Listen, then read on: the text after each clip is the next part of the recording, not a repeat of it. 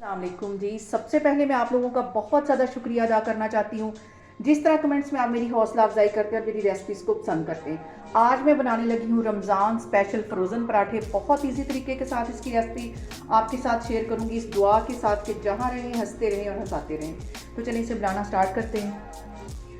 और रमज़ान के लिए ये मज़ेदार से फ्रोज़न पराठे बनाने के लिए यहाँ पे मैंने ले लिया आधा किलो के जितना मैदा और इसके अंदर मैं डाल दूँगी 2 टेबलस्पून भर के पिसी हुई चीनी। और जो पिसी हुई मैंने चीनी डाली है ये पराठे में खूबसूरत सा कलर लेके आएगी। और इसके साथ ही आधा टीस्पून के करीब मैं नमक डाल दूँगी। नमक से इसमें एक अच्छा सा फ्लेवर आ जाएगा। और 2 टेबलस्पून भर के यहाँ पे मैंने कुकिंग ऑयल के डाल दिए। इन सारी चीज़ों को पहले अच्छी तरह मिक्स कर लेना है। सारी चीज़ों को अच्छी तरह मिक्स करके जैसा कि हम रोटियों के लिए आटा गूंथते हैं वैसा मैं आटा इसका गूंद लूँगी। रूम टेम्परेचर पे मैंने यहाँ पे पानी ले लिया है। थोड़ा थोड़ा करके इसमें डाल दी जाना है और इसको गूंथते जाना है। एकदम से पानी नहीं डालना और इसकी डो वैसी ही तैयार करनी है जैसे कि हम रोटियों के लिए आम नॉर्मल घर में आटा गूंथते हैं। इसको मैं गूंथती हूँ तो फिर मैं आपको दिखाती हूँ। और यहाँ पे देखें जी, पराठों का जो आटा है वो मैंने गूंद लिया है। 5 मिनट लगा के इसको अच्छी तरह गूंद दिया है। और इसके ऊपर अब मैं तकरीबन 1 टेबलस्पून के करीब कुकिंग ऑयल लगा दूँगी। ज़्यादा सारा इस पॉइंट पे ऑयल लगाना है ताकि इस आटे के अंदर अच्छी तरह जज्ब हो जाए। और इसको आधे घंटे के लिए मैं रेस्ट पे रखने लगी हूँ, तो फिर मैं आपको आधे घंटे के बाद दिखाती हूँ। यहाँ पे देखिए जी, आटे को रेस्ट के लिए रखे हुए तकरीबन आधा घंटा हो गया है। अब इसके मैं छोटे छोटे पेड़े करूँगी। एक ही साइज़ के सारे पेड़े कर लेने। और यहाँ पे एक ही साइज़ के मैं सारे पेड़े करके रखती जाऊँगी, तो फिर मैं आपको दिखाती हूँ। और अब यहाँ पे देखें जी, पेड़ों को रेस्ट पे रखे हुए मुझे तकरीबन 15 से 20 मिनट हो गए। अब इसको फिर मैं दोबारा बेलती हूँ। और इसमें से एक पेड़ा उठा के इधर इसको एक काउंटर पे रख के, और इतना ये नरम है कि ये हाथों से ही आराम से ये देखिए बेलता जा रहा है। आप चाहें तो इसे बेलन की मदद से भी बेल सकते हैं। और इसकी मैं यहाँ पे एक बड़ी सी रोटी बना लूँगी। इसके ऊपर कोई ड्राई आटा नहीं लगाना। यहाँ पे देखें जी, रोटी मैंने बेल ली है। इसके ऊपर मैं कुकिंग ऑयल लगा दूँगी। अच्छी तरह इसको फैला देना है। और इसके ऊपर मैं ड्राई आटा नहीं लगाने लगी। इसमें यहाँ से मैं कट लगाऊंगी सेंटर में से, और इसको ऐसे घुमाती जाऊंगी जैसे कि कोन होती, इस तरह इसको घुमाते जाना है।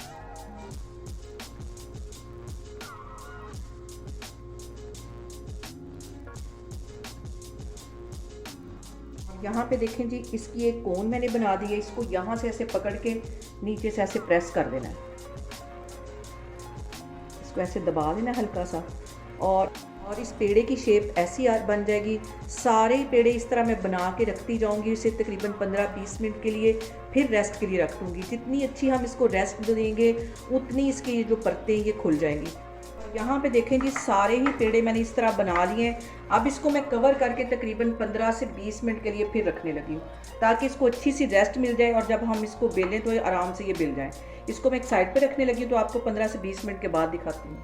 और यहाँ पे देखें जी, पेड़ों को रेस्ट पे रखे हुए मुझे तकरीबन 15 से 20 मिनट हो गए। अब इनके मैं पराठे बनाती हूँ। तो बेलन की मदद से हल्के हल्के हाथ से इसको बेलते जाना है। और जो पराठे होते हैं वो रोटी से थोड़े से थिक होते हैं। तो अभी मैं इसको इस तरह बेलती जा रही हूँ, तो फिर मैं आपको दिखाती हूँ। और यहाँ पे देखें जी, मैंने जो पराठा है वो बेल लिया है।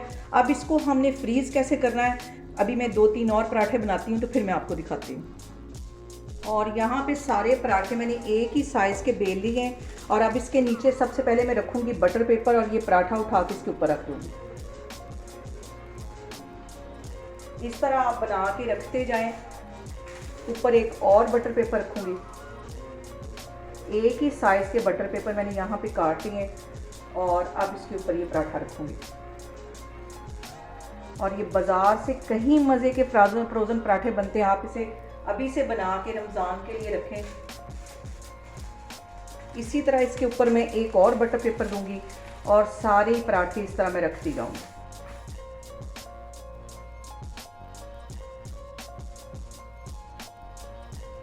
और ये देखिए, एक ही साइज़ के सारे पराठे मैंने बनाए हैं। और हर दफ़ा बटर पेपर आपने अलग से लगाना है और इसको ऐसे रखते जाना है, थोड़ा सा प्रेस कर लेना है, इसको इस तरह रखते जाना है और इसके ऊपर एक और बटर पेपर मैं रखूँगी।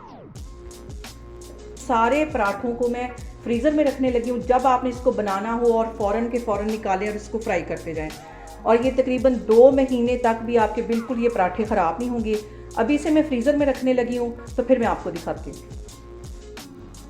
यहाँ पे देखें जी, पराठों को फ्रीज़र में रखे हुए मुझे तकरीबन 1 घंटा हो गया है। अब इसको मैं फ्राई करती हूँ और चूल्हे के ऊपर मैंने पैन रख दिया, तो अब इसको मैं फ्राई करके आपको दिखाती हूँ।